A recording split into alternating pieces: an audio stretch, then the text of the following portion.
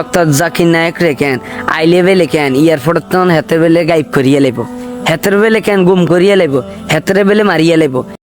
ভাইয়া বাঙালির ভাড়ে কোনোদিন গিয়ে হজম হয়নি, গিয়ে কোনোদিন হজম হইতো না।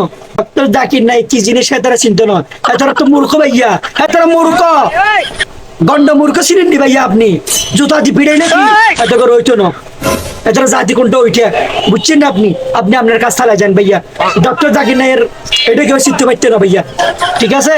ডক্টর জাকির নাইকের এখানে আসবে ভাইয়া, কার বাবার হ্যাডাম থাকলে কি কিছু করে দেখাইতে কোন দুইয়েন কথা কইম, বাংলাদেশের মধ্যে কিছু মানুষ আছে ডক্টর জাকির নায়ক রে কেন আইলে বেলে কেন এয়ারপোর্ট তখন হেতে বেলে গাইব করিয়া লেব। পার্শ্ববর্তী দেশ ভারত, এরা হালার থালা ভারতের গোষ্ঠী গিলে বান্দির বাচ্চা গল।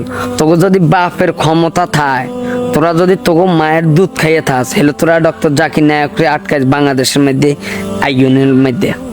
তোকে যদি বাপের ফাওয়ার থায়, হ্যাডম থায়, হেলে তোরা কেন আটকাইস বাংলাদেশের মধ্যে? তোকে কিছু এজেন্সি তোরা হালস না, তোকে কিছু দালাল আছে না বাংলাদেশে? এসব কুত্তার বাচ্চা বলে এগুনের মায়ের কেন কন্ডম দুর্ঘটনায় কেন এগুনে জন্ম হয়েছে, এগুনের মাকে এগুনের বাপকে এগুন নিজেও জানে না। এই জন্য এগুনে কেন কে আলেম, কে জালেম, কে সাধারণ পাবলিক, কে কেন একদম নিরীহ পাবলিক, এগুনে কেন এগিন চিনে না। বাংলাদেশটারে কেন মানে এত পরিমাণে মানে পিছন মারা দিতে দিতে দিতে দিতে এমন একটা অবস্থা হয়ে গেছে, বাংলাদেশে এখন দেউলিয়া অবস্থা হয়ে গেছে। আজকে আলেমদের বিরুদ্ধে যে পরিমাণে মানুষে লাগছে, যে পরিমাণে আলেমদেরকে অত্যাচার করছে, এগুলো মনে করছে পার হয়ে যাব কেন। এর বেলা যারা অরিজিনালি কোরআনের কথা বলে তাদেরকে বাংলাদেশের মধ্যে এই পৃথিবীর মধ্যে কারো জন্ম হয় না আটকাই রানের মতো, ঠেকানের মতো এমন কোনো লোক নাই।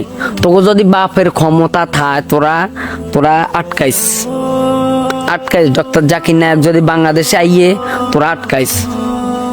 কি কিছু কথা বুঝত? যে ব্যক্তি কোরআনের কথা বলে ওই ব্যক্তিটাই দামি আল্লাহর কাছে। তোগো মতো মুনাফিকের দল বাংলার জমিনে দুই সাইডে থাকার কারণে এই কথাগুলা বলতেছি।